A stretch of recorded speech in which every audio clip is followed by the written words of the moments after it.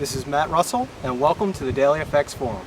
So here are the 5 pairs that I will be discussing this evening: the Euro Pound, the Aussie Kiwi, the Pound Swiss, the Euro Swiss, as well as the Euro Aussie. So let's go ahead and pull up the charts. The first chart is the Euro Pound. The short trade from either 88.23 or 88.10 continues. I also mentioned entries 2 reports back at where prices are right now at 87.80. I would keep those stops at 88.75. I do like the way this looks. We have the longer term resistance line here as well as the horizontal resistance line at 88.40, and they converged at this price point right here, and prices actually came up and kissed that point two days back. So again, I do like the way it looks, but anything can and will happen, so keep those stops at 88.75. The next chart is the Aussie Kiwi, and the short trade from 128.75 continues. I'd keep those stops at 130.25. Again, I'm just looking for that 129.70 area not to be exceeded. If we zoom in a little bit, at least during yesterday's session, prices did draft a borderline doji candle. The high of that doji is about 129.12. So ideally, prices will stay beneath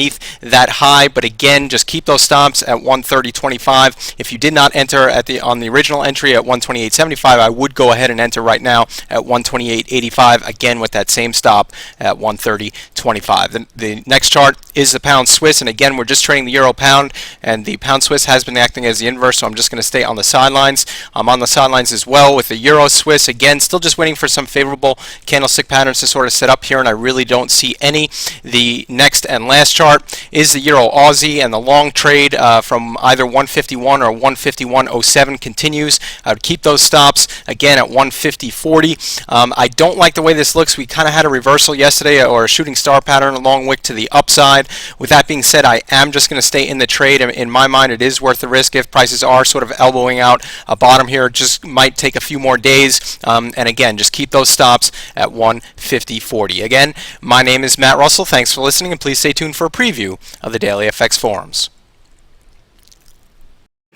I want to take this opportunity to formally welcome you all to the Daily FX Forums. I want to go through the process of how I personally access the forums, and how maybe you at home, if you want to access the forums in the future, might do so. The first thing you would do is go to www.dailyfx.com, and that will bring up, obviously, dailyfx.com, and usually there on the upper right hand corner, I'll go ahead and click on where it says forum, and that will bring up the first page of the forums. And this view, I personally don't use this view, but this view actually shows you the most recent posts on all the threads within the different sections, and a little detail about those posts, so you can read through and see if there's something catches your interest. But personally, I go ahead and just click on forums and view them in the more traditional sense. Now, these are different threads within the forum. There's a section on education, such as Daily FX course instructor tips, which would be good for newer traders, and then for more advanced traders. And I just want to go ahead, personally, the way I use the forums is I would go through the individual threads, just looking for trade ideas, maybe looking at charts, looking at certain lines that maybe I didn't put up on my chart, but another trader might have put up on their chart. I tend to shy away from using direct trade recommendations from other forum members, but it helps me to sort of even out my analysis, make sure that I'm seeing things with the right mind, in terms of I might be missing stuff that other traders can see, and that's my personal way of using the forum. Every trader is going to be a little bit different in how they use it. So if you want to ask questions, if you want to become an active participant of the members, you would have to go ahead and register. So that's what I'm going to go through now, is the registration process. So assuming you're brand new to the forums, or maybe you've been here a few times and you're not really sure how it works, so I just want to walk through again the registration process.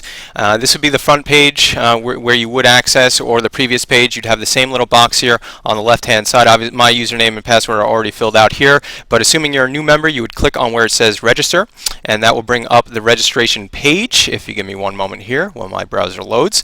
And actually, first we're going to have some terms of service and Daily FX forum rules. I do suggest reading through the forum rules. Obviously, profanity and spam and things like that are not allowed, but it also gives you insight on how to use the forum, and how different traders can use it in terms of their individual needs. So you would go down to the bottom there, you'd click on where it says I have read all the rules, and then you would go ahead to the register the formal registration page, and that will bring up here.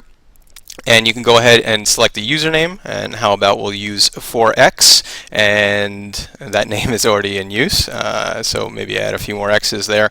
Again, it really, your individual username is up to you, and you go ahead and fill in your password, your email address. Now, the most difficult aspect of registration for the Daily FX forums will be figuring out these letters in the box here. Now, I'm a semi-intelligent person, but I have a very difficult time figuring out which letters and numbers to use. Now, there is a reason for this madness. It helps with security, but I would suggest just going ahead and keep on clicking that refresh image until something comes through that you can actually identify and see. Then you can go ahead and enter your birthday, but you can decide whether or not to display that to other forum members. And then also, if you were referred by somebody, you can enter that information there. The time zone, that should default to your computer, but you should double check and make sure. And then you can opt in, and I would suggest opting in for these emails in terms if the administrators want to go ahead and send you some notices about the forum, and then you would complete registration. Now what happens is they would send you an email to the email address that you put up here, and that email will include a link, and all you would have to do is go ahead and click on that link, and that link will bring you inside the forum, and you would now be a member of the Daily FX forums. Again, this is Matt Russell. Thanks for listening.